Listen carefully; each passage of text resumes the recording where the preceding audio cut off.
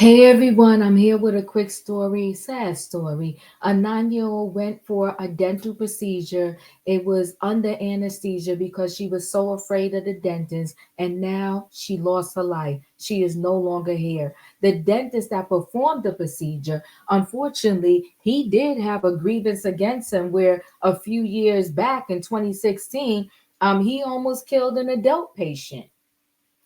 It's sad. I don't know the resolution to this, but let's go ahead and get right into the story. Let me go ahead and share screen.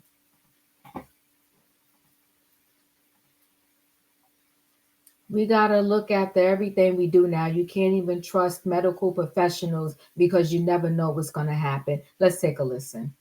San Diego girl has died after having a dental procedure under anesthesia. NBC7 Investigates has learned the dentist was disciplined in the past after the near death of another patient. Alexis Rivas joins us now. And Alexis, San Diego police just confirmed to you that they are investigating this death. That's right. The Child Abuse Unit is handling this investigation. We've learned it happened at Dreamtime Dentistry in Vista. Dr. Ryan Watkins is the only dentist named on their website as performing sedation procedures. Just hours after one of those procedures, the medical examiner says the girl died. At this time, it's not clear if the dental procedure played a role in her death. But according to the medical examiner, the girl underwent sedation for a dental procedure. She was moved to a recovery room afterwards and then discharged. She slept on her way home and was put to bed. Later, when her family checked on her, she was unresponsive, so they called 911. An ambulance took her to the hospital where doctors pronounced her dead. It breaks my heart. Dental anesthesia should be a safe procedure. Recently retired dentist Dr. Michael Davis regularly testifies as an expert witness in dental malpractice cases. Without knowing more details about the child's sedation or medical history, Davis says it's too soon to draw conclusions. But in general, when the child goes to sleep with general anesthesia is a much more riskier procedure than with an adult. That's because he says children have more constricted airways than adults. So he says many dentists only perform sedation work with children in a hospital OR or outpatient surgery center. We called and emailed Dr. Watkins, but haven't heard back.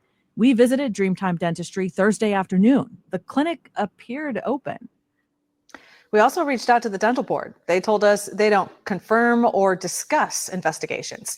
If the dental board does investigate Watkins, it wouldn't be the first time. We discovered back in 2016, Dr. Ryan Watkins had another sedation patient who nearly died. As a result, the dental board put him on probation from 2020 through 2023. State investigators said during that procedure, Watkins' dental office gave a 54-year-old patient 2 drugs, which led to his heart stopping. One of those drugs should have never been administered. Medics revived him on the way to the hospital, but he did not have a heartbeat for at least 9 minutes. As for the 9-year-old, who we are not naming, the medical examiner listed the cause and manner of death as pending. Alexis Rivas, NBC7 Investigates. So sad. Okay, let me stop sharing this screen. All right, and let me go ahead and share the other screen.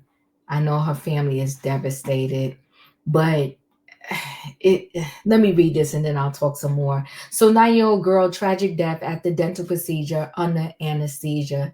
Tragedy has hit San Diego. A 9-year-old girl died just hours after undergoing dental surgery under general anesthesia. The unnamed girl had surgery at Dreamtime Dentistry in Vista, California on March 18th. According to the news, she was moved to a recovery room, discharged, and slept during a car ride home. She continued to sleep at home. Her parents said she was unresponsive in bed when they checked on her later. She was rushed to the hospital where she was pronounced dead.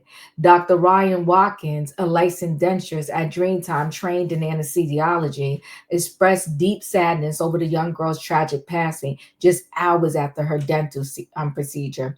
His statement said the girl was referred to Dreamtime Dentistry for dental treatment under general anesthesia due to her age and anxiety. She was closely monitored throughout the procedure by several experienced dentists with no complications observed. He added, when she was discharged into her mother's care, she was in stable condition, awake, with stable vital signs, and protective reflexes intact. The girl's cause of death has not been determined yet, and an investigation by the medical examiner is underway. The San Diego Police Department is also investigating the death, as well as Child Protective Services. Um, Here's the deal. Do I think after one mistake, so to speak, and I'm not talking about this young lady's, the child's tragic death. I'm talking about his first one that we know of, right, in 2016. Do I think after one mistake, a doctor or a dentist or a medical professional should have their license revoked forever? No, but I do believe, because probably we wouldn't have a doctor if that was the case, any doctors, nurses, or any professionals, medical professionals. But do I believe that at that point, whether even if it's the first case, you should be under strict scrutiny. You should have an overseer. You should have to take additional classes, and you should have to do XYZ procedures under someone overseeing you, maybe 50 procedures, someone overseeing you, and make sure all of that goes well before we release you out to the public again to be an anesthesiologist or a doctor or a surgeon or whatever medical profession that you are in. Before we release you back to the world, we got to at least do our due diligence and say, well, we did release him back, but before we did XYZ. So we did try to minimize this particular situation.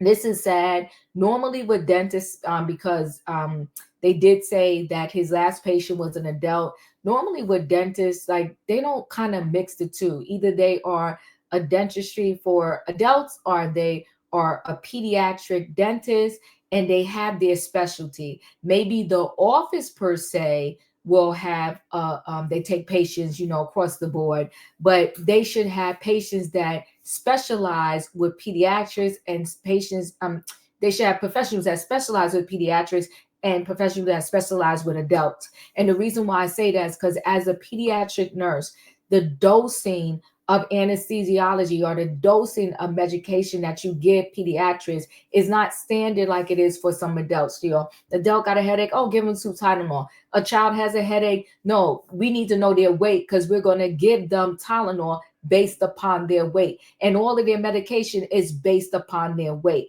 I don't know what he did or didn't do, but I do believe that this unfortunate, tragic situation has something to do with what happened to her while she was under his care in his dental office. I feel extremely bad for the patients. And normally, too, even as an adult, when I have gotten some dental procedures done, the office will call me a couple hours after, and they will call me the next day to make sure I'm okay. I don't know if he called these parents to say, like, hey, how's she doing? Or how the child is doing. And and then after that, they could have probably have said, well, she seems a little drowsy, or she's still drowsy, what should I do? I feel for these parents. May this child rest in peace, and I hope they figure out exactly what happened to the child. And maybe this Dr. Ryan Watkins, he needs to be tired. Listen, guys, chat with me in the comments, and when I get an opportunity, I will chat back. If you're not a subscriber, subscribe, hit the notification bell so that every time I upload a video, you will be notified. If you are a subscriber, welcome back. Let me know your thoughts on this situation. It's pretty sad. Thanks for watching. Hit the like button. I'll see you in the next video.